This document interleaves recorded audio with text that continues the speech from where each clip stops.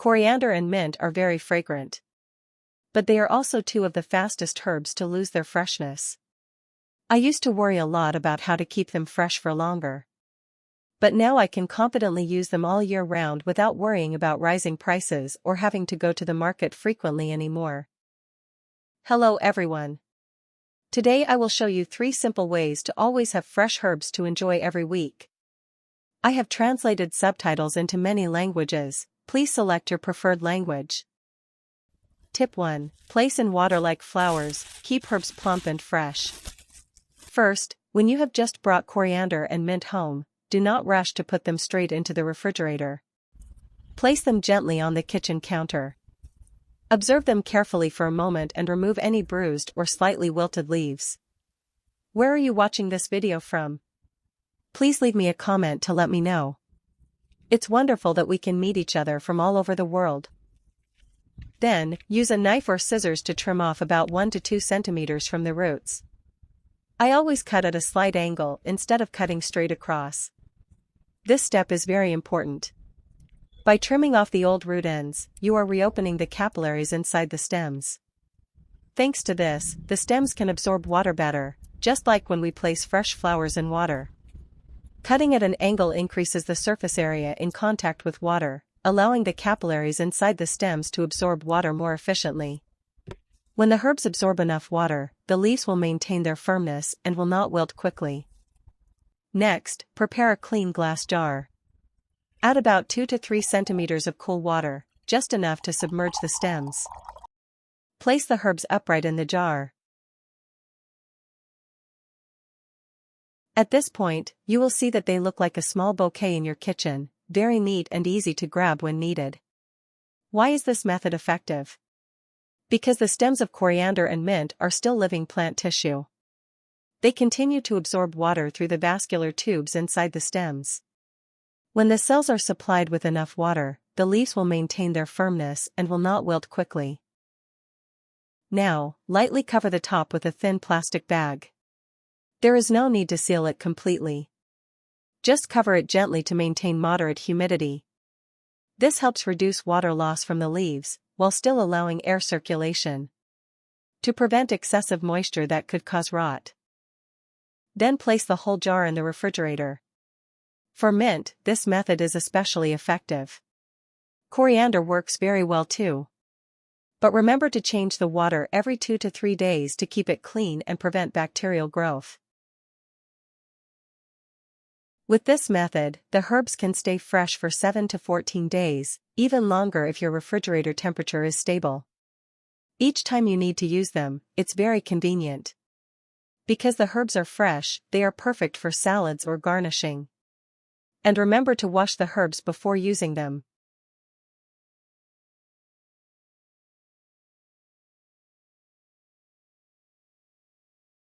Tip 2. Wash thoroughly, dry completely, wrap in paper, store in an airtight container.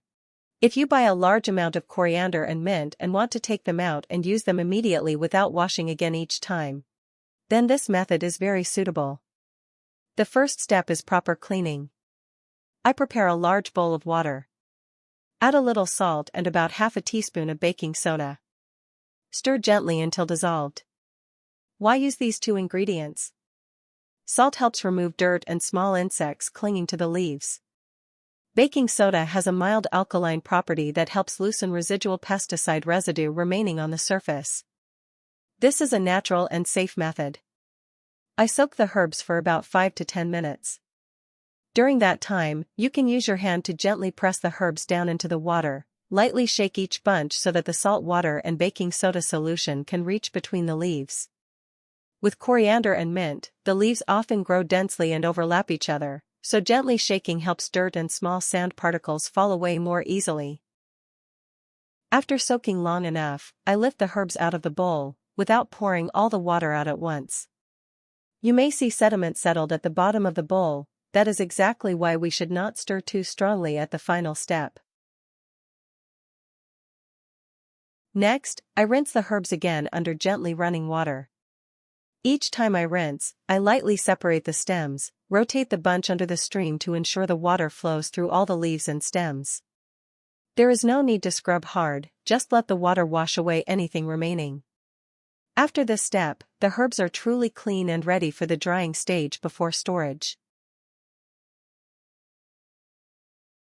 The next step is extremely important: dry completely. Place the herbs on a clean towel, spread them out gently so the leaves do not overlap too much. Use the towel to gently pat each layer of leaves and stems. We do not need to rub or squeeze, just blot to remove excess water. If you have a salad spinner, this is the time to use it. Simply spin a few rounds and the water will be removed quickly without bruising the leaves. This method is both fast and effective, especially when handling a large quantity. Why do I always emphasize drying thoroughly? Because excess moisture is the biggest reason herbs develop mold in the refrigerator. When water remains on the surface of the leaves, the cold environment causes condensation. And when you have moisture plus cold plus limited air circulation, that creates the ideal condition for bacteria and mold to grow. When the herbs are completely dry, I spread a layer of dry paper towel on the table. Place the herbs on top, then wrap them gently, not tightly, just enough to loosely hold the bunch together. At this point, the paper towel acts like a natural moisture regulator. It continues absorbing the tiny amount of remaining moisture, while still preventing the herbs from drying out. Then I place the wrapped herbs into an airtight container or a good quality zip bag. Store them in the vegetable drawer of the refrigerator, where the temperature is stable and less affected by frequent door opening. With this method, coriander and mint can stay fresh for 2 to 3 weeks. And when you need to use them, simply open the container, take some out, and use them immediately. No need to wash again, no extra preparation time. This is the method I often apply when buying herbs in large quantities, because it is clean, convenient, and truly saves a lot of time. Tip 3. Freezing with water, convenient for cooking and making tea. If herbs are inexpensive during the season, I always take the opportunity to prepare them this way as well. First, from the herbs that have already been cleaned and completely dried as in tip 2, you can divide them into 2 methods. For coriander, I usually chop it into moderate pieces. There is no need to mince it too finely, just enough so that when frozen, each cube will be a suitable portion for a small pot of soup.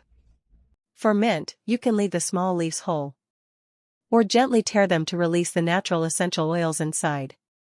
The essential oils in mint are what create its distinctive aroma. When we gently tear the leaves, the fragrance will spread better when making tea. Now, prepare a clean ice cube tray. Place the herbs into each compartment. Do not press them down too tightly, just fill them comfortably. Then pour clean water in until the herbs are completely submerged. Why do we use water? When the water freezes, it forms a protective layer around the leaves.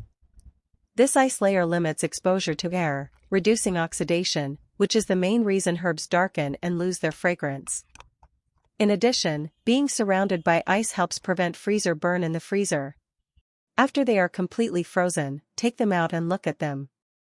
The green herb cubes remain as fresh and fragrant as they were at the beginning. These herb cubes can be stored for 3 to 6 months. When cooking soup, stewing meat, or making sauces, you can simply drop 1 cube directly into the boiling pot. And if you enjoy mint tea, just place 1 cube into a cup of hot water. Within a few minutes, the aroma will gently spread and feel very soothing. This method ensures you always have fresh herbs ready in your kitchen, without needing to go to the market frequently. And without worrying about seasonal price increases. My video has come to an end. If you found this video helpful, please press like and subscribe to the Smart Kitchen 86 channel so you won't miss simple yet effective tips like this. And I would really like to know, do you have any other ways to store coriander and mint? Please share with me in the comments. Goodbye and see you in the next videos.